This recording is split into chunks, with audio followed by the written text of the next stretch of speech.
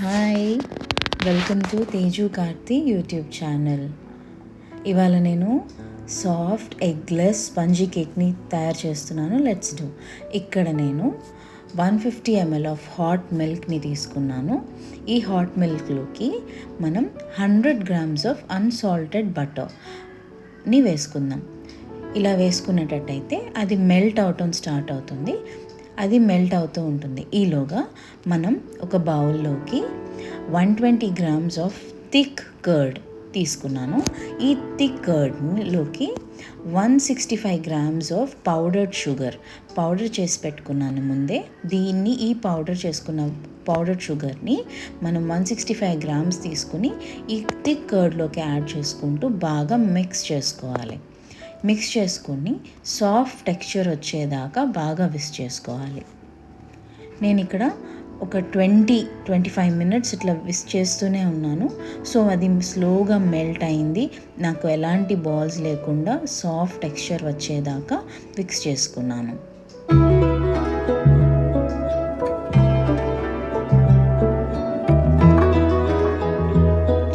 So mix చేసుకున్న తర్వాత vanilla essence తీసుకున్నాను. 1/4 ఆఫ్ వెనీలా ఎసెన్స్ని యాడ్ చేసుకున్నాను.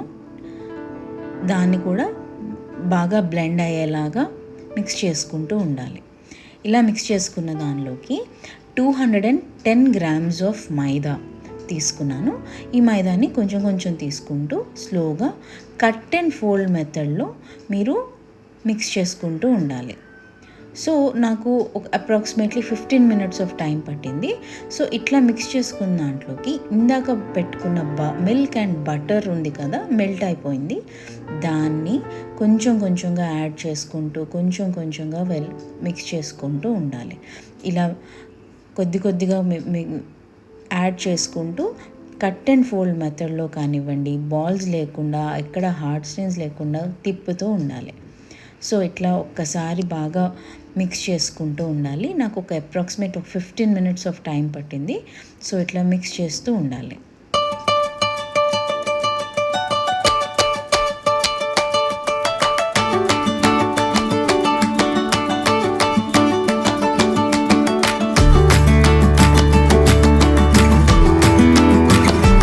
చూసారా, మనకి ఈ టెక్స్చర్, ఇలాంటి సాఫ్ట్ టెక్స్చర్ వచ్చేదాకా మిక్స్ చేసుకుంటూ ఉండాలి. ఇందులోకి మనం 1.5 tablespoon ఆఫ్ బేకింగ్ పౌడర్ని తీసుకున్నాను ఇక్కడ, and 1/2 teaspoon of baking soda తీసుకున్నాను. ఇది కూడా వేసుకోవాలి. ఇది వేసుకున్న తర్వాత ఇంకా బాగా మిక్స్ చేసుకోవాలి. ఒక 5 minutes ఇట్లా మంచిగా బ్లెండ్ అయ్యేదాకా మిక్స్ చేసుకోవాలి. దీన్ని పక్కన పెట్టేసుకొని బేకింగ్ కేక్ ట్రే తీసుకోవాలి. ఈ ట్రేలోకి మనం బటర్, నేను ఇక్కడ గీ తీసుకున్నాను ఒక 1/2 spoon. దీన్ని వెల్ కోటెడ్ చేసుకోవాలి, ఎందుకంటే ఎక్కడ కేక్ స్టిక్ అవ్వకుండా. అండ్ నేను ఇంకొంచెం మైదా పౌడర్ని స్ప్రింకిల్ చేసుకున్నాను.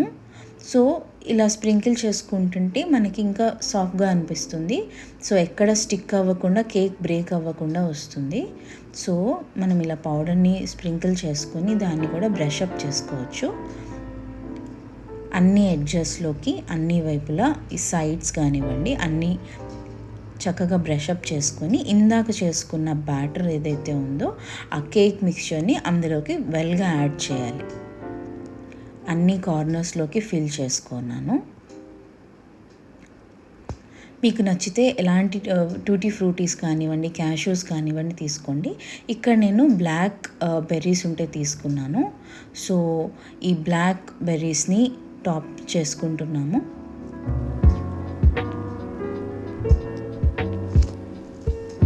టాపింగ్ అయిన తర్వాత 170 degreesలో పెట్టుకొని 25 minutesని కేక్ బేకింగ్ పెట్టానండి. సో దీన్ని 10 minutes ముందు ఒక ప్రీహీట్ చేసి పెట్టుకున్నాను. సో కేక్ని ఇలా పెట్టేసుకున్న తర్వాత చూద్దాం ఎంతవరకు వస్తుందనేది.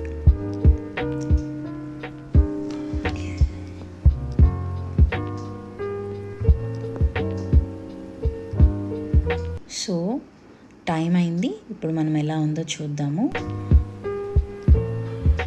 సో కేక్ టెక్స్చర్ చాలా బాగా వచ్చింది. ఇల్లంతా కేక్ స్మెల్లే వస్తుంది. మీరు కూడా ఒకసారి తప్పకుండా ట్రై చేయండి. ఒకసారి బాగా కుక్ అయిందో లేదో చెక్ చేద్దాం. మనకి ఇలా సాఫ్ట్గా ఉండాలి, ఏది మనకి బ్యాటర్ మళ్ళీ రాకూడదు. సో పర్ఫెక్ట్గా వచ్చింది కేక్.